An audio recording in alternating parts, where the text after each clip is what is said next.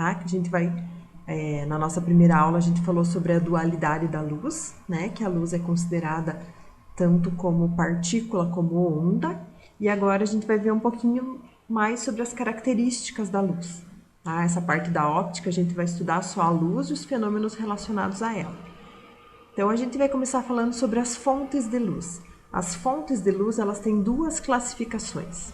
Tá? Então elas podem ser classificadas como fontes primárias ou fontes secundárias. O que seria a diferença dessas duas? As fontes primárias de luz são aquelas que emitem luz própria. Tá? Então, tudo que tem luz própria, as estrelas, por exemplo, uma fogueira, uma vela acesa, uma lâmpada acesa. Então, tudo que emite luz própria é considerado fonte primária de luz. Tá? Já as fontes secundárias, elas são aquelas que não emitem luz própria, elas só refletem a luz recebida. Tá? Então, por exemplo, uma folha de papel, uma flor, um sofá, uma cadeira, as próprias pessoas, nós mesmos somos fontes secundárias de luz, a gente não emite luz própria, né? A gente reflete a luz recebida de uma outra fonte, de uma lâmpada ou a luz do sol durante o dia, né? Então, tudo que a gente enxerga porque está refletindo luz.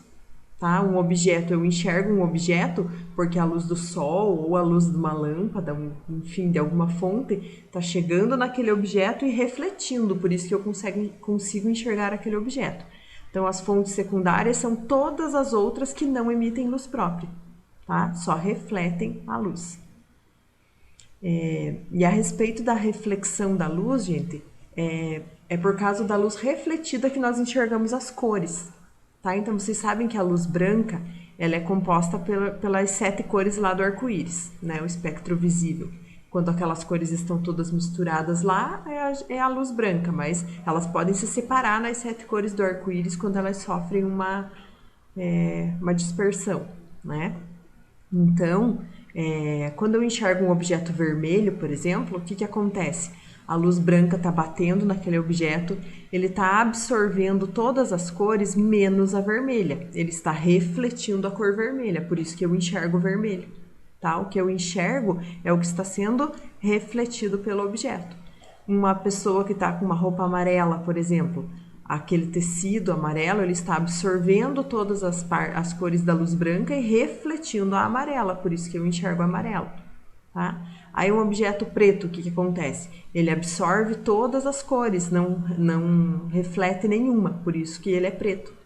Tá? E o objeto branco, ele reflete todas as cores, ele não absorve nenhuma, por isso que ele é branco.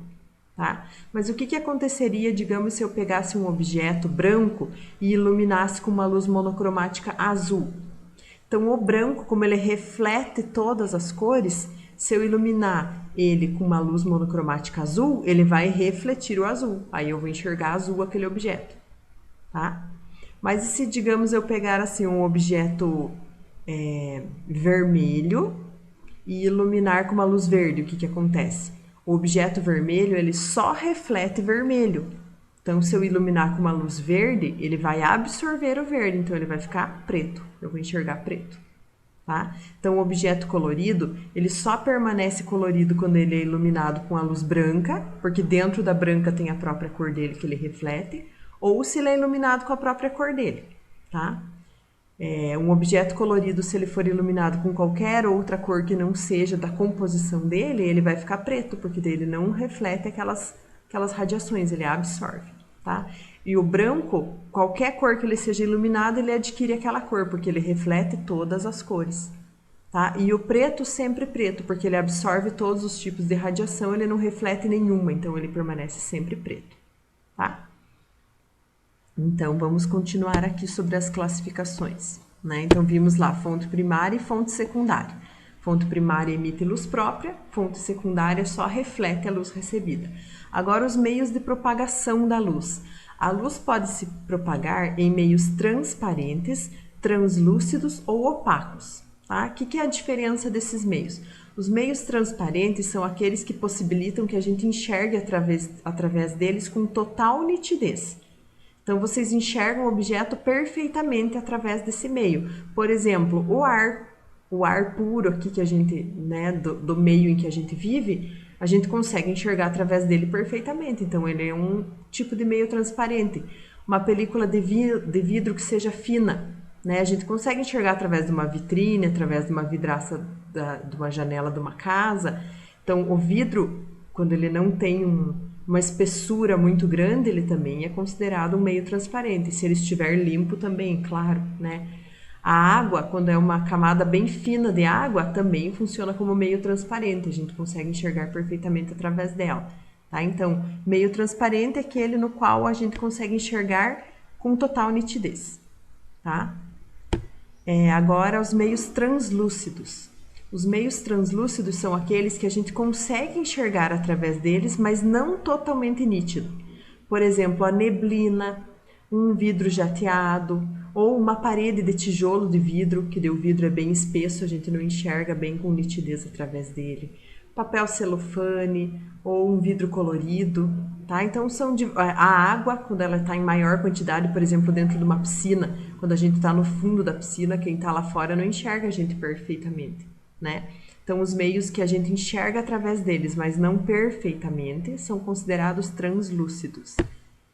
E já os meios opacos são aqueles que a gente não enxerga através deles, tá? Por exemplo, uma parede de tijolos, ali o exemplo da máscara, né, que a mulher está usando para dormir,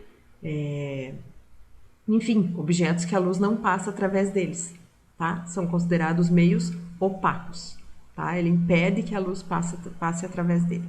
Então, meios de propagação da luz: transparente, translúcido e opaco. Bem fácil, né? E agora a gente vai falar também, nessa aula, a respeito de raio e feixe de luz, tá? Então, a luz, como a gente não enxerga os raios de luz, né? A gente representa os raios de luz na física através de setas, tá? Através de vetores. Então, uma única seta, ó, representa um raio de luz isolado, tá? E quando eu tenho várias setas juntas, eu estou representando um feixe de luz, tá? Os feixes de luz, eles têm uma classificação, tá? Os tipos de feixes, eles podem ser convergentes. O que significa isso? Eles convergem para um único ponto, tá? Então, eles são inclinados, ó, e eles vão fechando aqui, indo todos, e todos eles vão ter um ponto em comum aqui. Eles chegam num ponto em comum, tá? Então, eles convergem para um único ponto. O feixe divergente é o contrário. Eles saem de um único ponto, mas, ó, eles abrem, tá? Os raios vão se afastar, eles vão divergir, ó, vão abrir, saindo de um ponto comum. Então, o convergente, eles chegam num ponto comum, o divergente, eles saem de um ponto comum, tá? E os raios paralelos são aqueles que não se encontram nunca, tá? Ó, como retas paralelas, né? As retas paralelas nunca se cruzam.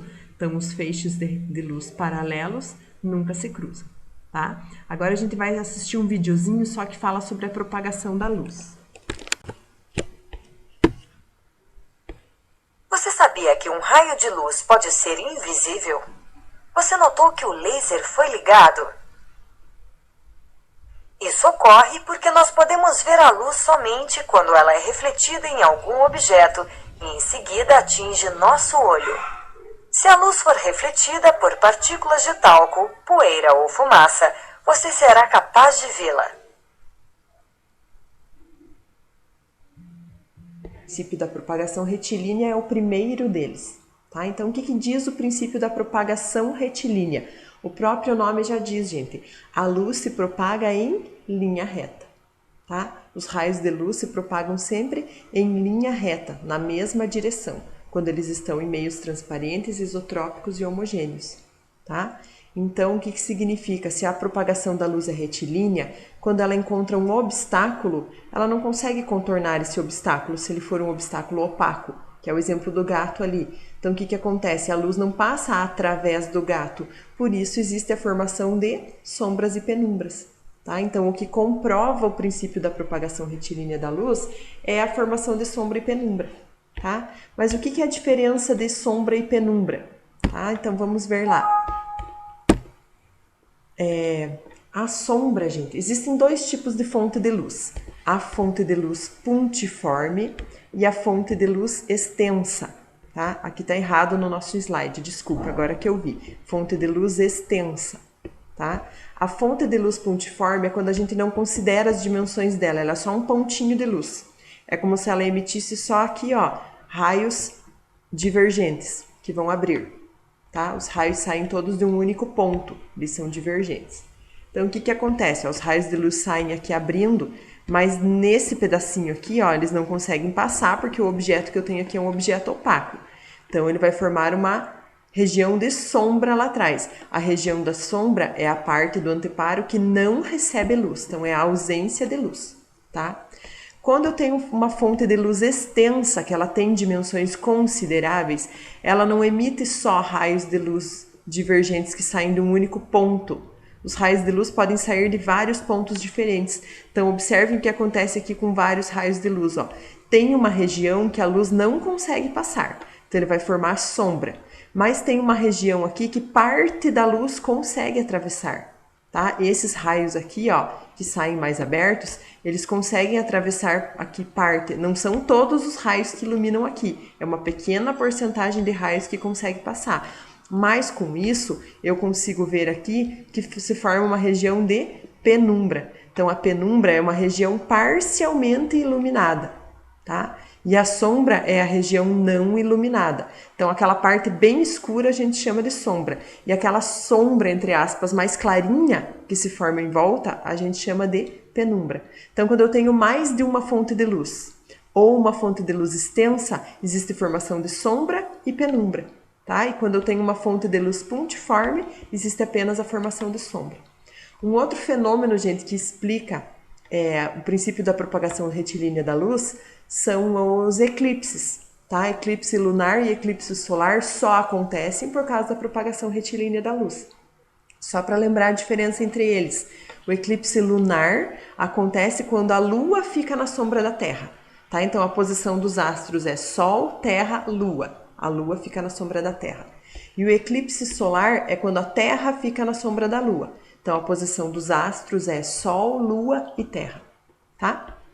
Então, agora vamos lá para o nosso segundo princípio. Então, o primeiro princípio é o princípio da propagação retilínea da luz, o que comprova que ele existe a formação de sombras e penumbras e os eclipses em geral, tá?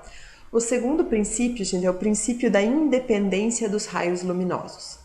Então, o que é isso? Dois raios luminosos, eles são independentes. Quando eles se cruzam, um não interfere na trajetória do outro, tá? Eles estão dando ali, ó, dois exemplos de luzes coloridas que estão se cruzando, mas observem que a trajetória aqui da luz cor-de-rosa continua a mesma, mesmo ela se cruzando com a luz amarela nesse pedacinho aqui, acontecendo interferência entre elas, ela continua o caminho dela como se nada tivesse acontecido.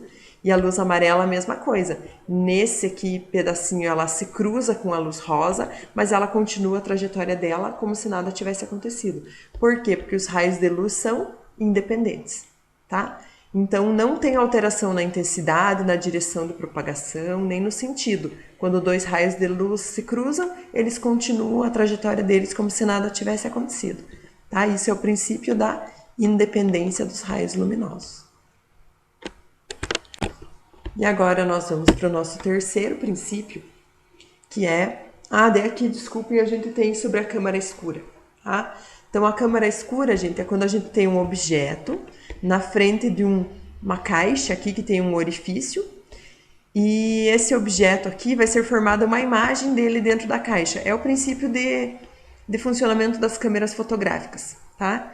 Então, gente, nós podemos fazer cálculo nesse caso, nesse tipo de exercícios aqui, porque vocês observam aqui que eu tenho formação de triângulos, ó, eu tenho um triângulo aqui e eu tenho um triângulo aqui dentro da câmara escura. Então, como eu posso fazer relação de triângulos, esses triângulos aqui, eles são semelhantes, eles possuem os mesmos ângulos e os lados proporcionais. Então, eu posso relacionar aqui, ó, a base do triângulo grande com a base do triângulo pequeno, a altura do triângulo grande com a altura do triângulo pequeno. Tá? Então, a gente tem aqui, ó, que a distância da imagem até o anteparo com a distância do objeto até o anteparo é igual ao tamanho da imagem sobre o tamanho do objeto. Mas vocês não precisam necessariamente decorar esta fórmula, tá? Porque é só vocês lembrarem da relação de triângulos, base sobre base, altura sobre altura, tá? Então a gente vai ter exemplos de exercícios que vão falar do sol batendo e formando sombra. Vocês vão poder fazer relação de triângulos, né? Ou assim objetos da câmara escura mesmo, tá? Então sempre a gente vai usar as fórmulas de relação de triângulos. E agora, continuando, o nosso terceiro princípio é o princípio da reversibilidade dos raios de luz. Então, o que significa isso? Que a trajetória da luz não depende do sentido, tá? O caminho de ida e o caminho de volta da luz tem que ser sempre o mesmo, tá? Então, por exemplo, aqui no exemplo do espelho retrovisor, ó, o caminho de ida da luz está fazendo com que eu enxergue a pessoa que está sentada no banco de trás. Mas, consequentemente, a pessoa que está sentada no banco de trás também me enxerga através do espelho, porque o caminho de ida é igual ao caminho de volta, tá? Não depende do sentido. Para ir ou para voltar, a luz faz o mesmo trajeto, tá? Então, o princípio da reversibilidade da luz significa isso. Alguns fenômenos que a luz sofre, tá? Então, vamos começar falando sobre a reflexão. A reflexão é um fenômeno que não acontece só com a luz, acontece com todos os tipos de ondas, tá? E o que seria esse fenômeno? É quando a onda bate numa superfície e reflete, tá? Então, como ela tá caminhando num certo tipo de meio, bate numa superfície, reflete e continua se propagando no próprio meio. Então, ela não troca de meio, então ela não muda as características dela, tá? A onda continua se movimentando com a mesma velocidade, não tem alteração nenhuma nesse sentido, tá? Mas a reflexão ela pode se dividir em dois tipos, reflexão especular e reflexão difusa, tá? Então, o que seria a diferença entre elas? A reflexão especular é quando a superfície refletora ela é perfeitamente polida, então ela forma imagens perfeitamente nítidas, que é o exemplo do espelho, tá?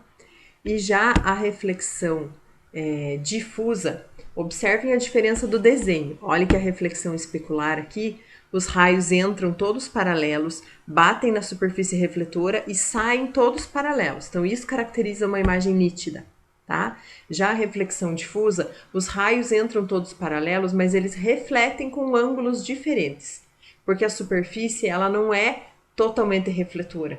Tá? Ela é uma superfície que não é totalmente polida, ela pode ser rugosa, opaca, então ela forma uma imagem de reflexão, mas ela não é totalmente nítida, tá? Então essa é a característica da reflexão, a onda bate num obstáculo, numa superfície e reflete. Reflexão especular forma imagem nítida, reflexão difusa forma imagem um pouco distorcida, tudo bem? Agora a gente vai falar sobre a refração. A refração é um fenômeno de quando a onda passa de um meio para outro meio com características diferentes. Então, observem ali, ó, a luz está se propagando no ar e ela está passando para baixo da água. E olhem o que acontece com o ângulo. Tá vendo que o ângulo da onda no ar e na água não é o mesmo? Se eu traçasse uma reta normal ali perpendicular à superfície, eu posso ver que os raios se fecham quando eles passam para a água. Tá? Então, como diferente da reflexão, que não há troca de meio, na refração há troca de meio, a luz passa do meio para outro meio diferente, tá? E daí com isso vai ter alterações na velocidade de propagação da onda e no ângulo com que ela passa para o outro lado, tá? Sempre que a luz passa de um meio mais difícil para um meio mais fácil, ela vai ter um ângulo maior, os raios vão abrir. E se ela passa do meio mais fácil para o meio mais difícil, os raios vão fechar, tá? Aí, dando continuidade lá, nós vamos falar sobre o terceiro fenômeno, que é a absorção, tá? Então, a absorção é quando o raio de luz bate numa superfície e ele nem reflete e nem passa para o outro lado. Ele vai ser absorvido, ou seja, ele não vai para lugar nenhum, tá? Ele é absorvido por ali, ele nem reflete e nem refrata. Ele é absorvido pela superfície. A absorção ela acontece mais em cores escuras, tá? E acontece menos em cores claras. A gente sabe que as cores claras têm uma melhor reflexão, né? Refletem mais, e as cores escuras absorvem mais. E falando nessa parte de reflexão e absorção, eu quero passar para vocês um videozinho que fala sobre as cores, tá? Eu já comentei a respeito disso, sobre as cores que a gente enxerga né? O objeto colorido a gente enxerga a cor dele porque é a cor que ele reflete, que ele não consegue absorver aquela cor, por isso que a gente enxerga. A gente vai assistir um videozinho agora que fala sobre as cores primárias e secundárias da luz, que vai auxiliar vocês na resolução dos exercícios, tudo bem? Cores primárias da luz. Já vimos na dispersão da luz que a luz branca consiste de 7 cores diferentes. As cores nesse espectro são chamadas de cores cromáticas. Quando essas cores se recombinam, obtemos a luz branca. A luz branca também pode ser obtida pela combinação de 3 cores distintas: vermelho, verde e azul. Essas 3 cores são conhecidas como cores luz primárias. As cores que não podem ser obtidas pela mistura de 2 ou mais cores diferentes são chamadas de cores primárias. Essas cores podem ser combinadas para produzir luz branca. Nós podemos produzir qualquer cor de luz misturando as cores primárias em várias proporções. Esse método é conhecido como mistura aditiva de cores e as cores obtidas pela mistura aditiva são conhecidas como cores compostas. Vamos realizar uma atividade para ver como podemos obter essas cores compostas? Pegue 3 projetores e coloque em sua frente filtros transparentes de cores vermelha, azul e verde. Arrume esses projetores em um quarto escuro e ligue-os. Projete em uma tela de forma que eles se sobreponham. Observaremos que diferentes cores com brilhos adicionados são obtidas como resultado dessa sobreposição. As luzes azul e verde se sobrepõem para aparecer como ciano, o azul brilhante. Similarmente, a sobreposição das luzes vermelha e azul aparece como magenta, e da luz vermelha com a verde surge como amarela. Aqui, ciano, magenta e amarelo são cores secundárias. As cores obtidas pela combinação de 2 cores primárias são chamadas de cores secundárias. A região onde todas as cores primárias se sobrepõem aparece branca. Cores complementares. 2 cores quaisquer, quando misturadas para produzir luz branca, são chamadas cores complementares. Então, azul e amarelo, verde e magenta, vermelho e ciano são cores complementares, pois elas produzem luz branca quando são sobrepostas. Podemos representar o conceito completo por um triângulo colorido. Nesse triângulo, as cores primárias, vermelho, azul e verde, são colocadas nos vértices. A cor branca está no centro desse triângulo. Magenta, ciano e amarelo são as cores secundárias respectivas mostradas nos pontos médios dos lados do triângulo. As cores colocadas na linha que junta o vértice ao ponto médio do lado oposto representam o par de cores complementares.